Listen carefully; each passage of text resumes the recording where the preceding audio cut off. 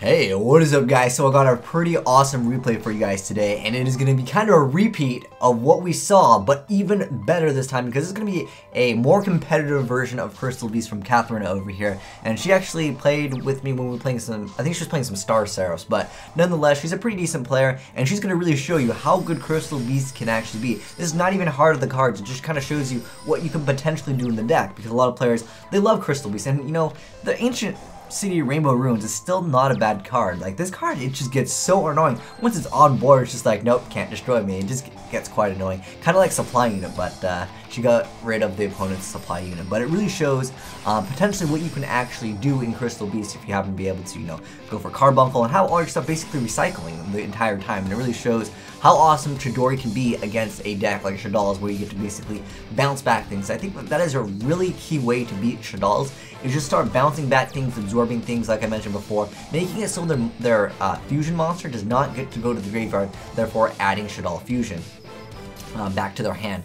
And one thing that you also can do to kind of prevent them from getting a bunch of free advantage is don't have an XYZ or anything from the extra deck on board that you really don't need to have on board. Like Fortune Tune is kind of funny here because it kind of just sits there and it gets really annoying and just starts healing up and you can't really target it because it's pretty awesome.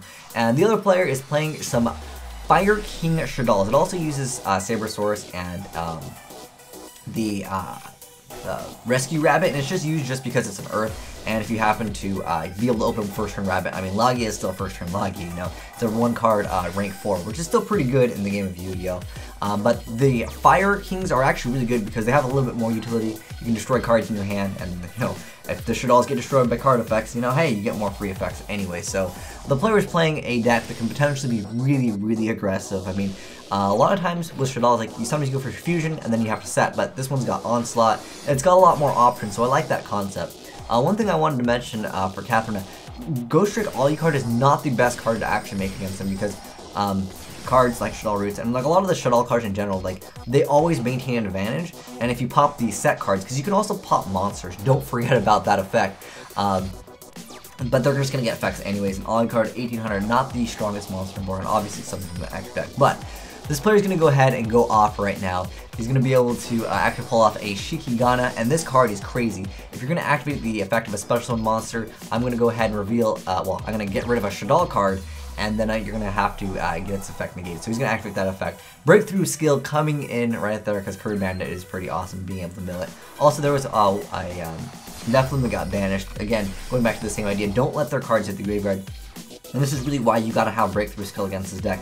Shaddolls have a lot of effects that, you know, basically are active during your turn. So the El Shaddolls and Crystal is now all on board. I mean, look at this field, guys. If you're gonna activate an effect of a special summon monster, I'm gonna negate it and destroy it, and then gonna go ahead and get rid of Falcon, which is gonna get me extra pluses, and the Crystal over here is going to be able to, it's basically a Solemn Warning on legs. It's a pretty good card. They both have the same effect, essentially. Just, if anything's coming out that I don't want to deal with, no, I'm going to negate that. So he's going to go ahead and get rid of that, and then obviously you get the effect of this card, oh my god, the Shaddolls fusion that comes back for days, and Dark Hole's activated, gets rid of everything. But remember, they're going to be able to re-add back some of their Shaddolls cards, and you can really see just how powerful Shaddolls can be. But when a deck like Crystal Beast, I mean, let's be realistic, Carbuncle is still actually pretty good, especially in combination with Soul Charge. That's getting pretty nasty up in there, so I think that might be a way perhaps for some people to actually run Crystal Beast. Because I know a lot of you players just love Crystal Beast for, you know, just fan reasons. Some people just like certain archetypes, and I understand. I love how there's Attack of the Dark somewhere, and there's the Acid Golem popping out, but Crystal over here is just going to be able to get it. And then we got Dark Samora coming out into the game, then a Soul Charge just to add insult to injury. Let's see if there's a Cowboy. I don't actually know how this ends out. I just watched part of it. It's going to be a Cowboy for game. Cowboy for game, do it. Oh, there's the Cowboy for game. Wait, Shaddolls Roots? Why would you change that? It doesn't make a... Okay, I was wondering, like, he's got some secret combo over here.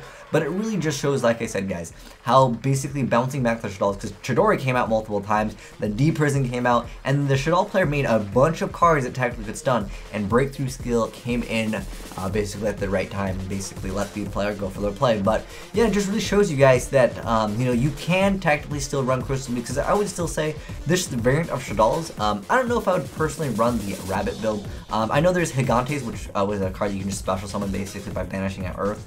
Basically allows you to make rank 4 plays relatively quick, because 101 in the game is still one of the best cards in the game, in my opinion, and it's still at 3. Although I think most decks at most would probably run 2 anyways. It's just a fantastic card, but nonetheless, this card is really nasty, but Gaga Cowboy is really awesome, and also, there was really no option for the Shaddolls player, because that he needed to stop the Alice to Golem, otherwise he would have lost anyways, because he was at kind of low life points. So be, I guess, really aggressive against Shaddolls. My suggestion also for you guys, because a lot of you guys asked how to beat this deck, is to play really aggressive against them, but don't make it so you're going to lose to something like Nephilim and they're going to be able to recycle. Like, if you're going to go ahead and put something on board, make sure you got a Compulse, you got a Bottomless, something to make it so they can't add the card back.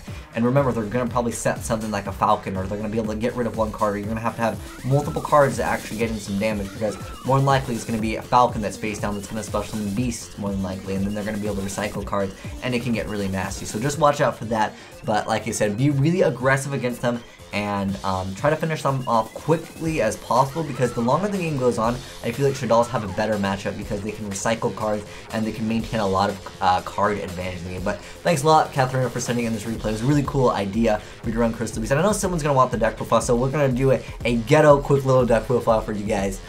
Alright, so let's go ahead and check her deck out from here, and I can't load the deck, guys. This is only a replay, so basically you can go ahead and pause it at any moment and just kind of check out what she's playing. And I like that she's playing D Prison, because D Prison for me is more of a side deck card against like Shaddolls. It's a fantastic card.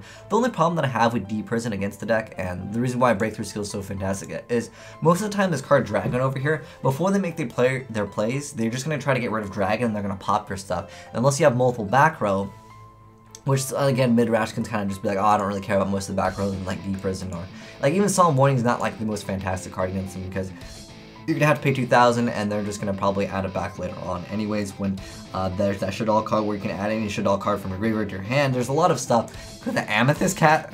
Really, I don't think Amethyst Cat is really that good. Probably it's just because it's a level 3. It's just for rank 3 plays. But here it is, guys. You can pause at any moment to kind of just check out what the deck actually runs. Let's make sure, is there just triple Soul Charge? I think there should be triple Soul Charge. Double, okay. Soul Charge is just fantastic. I mean, Crystal Palm can basically be a Soul Charge that you can still conduct your battle phase, because all you need to do, guys, if you guys are unfamiliar with Crystal Beast, basically, the deck revolves around this card. Oh, this card and Pegasus. So, when this card is special summoned, and it doesn't matter how it's special summoned, it could be from, like, Call of Haunted, you just go ahead and special summon as many Crystal Beast cards that are in your back row, and when the Crystal Beast die, instead of going to the graveyard, they go to the back row. So, that's basically the mechanic of the deck. And I want to see how many Chidori she is playing. Is there double? What? There's one Chidori. What happened to the... I think the other one got bounced back. I would recommend playing 2 Chidori. If you're playing this deck, guys, highly recommend you guys play 2 Chidori. What? Dracosaur? How do you even make that in this deck? I don't know, but weird things can happen. Well, there's Big Eye too. Hold on. I gotta figure out how this is possible to make. How the heck do you make... Okay, there's Dark Samorg. And I guess if you somehow get their monster, is there mind control? I don't know how you actually pull off Big Eye, but that would be pretty... epic if you can pull Big Eye or Dracosaur and Crystal Beast. I don't think there's anything that increases levels either, but nonetheless, you can see basically a more competitive version of Crystal Beast for you guys. Soul Charge plus, like I said, Carbuncle is basically, you know, it's basically Special Summon. Okay, Special Summon even more, and you don't have to pay that many life points. I think that is a very good choice. But anyways, thanks for watching, guys, and have some fun playing some Crystal Beast. I think this deck has a little bit of potential.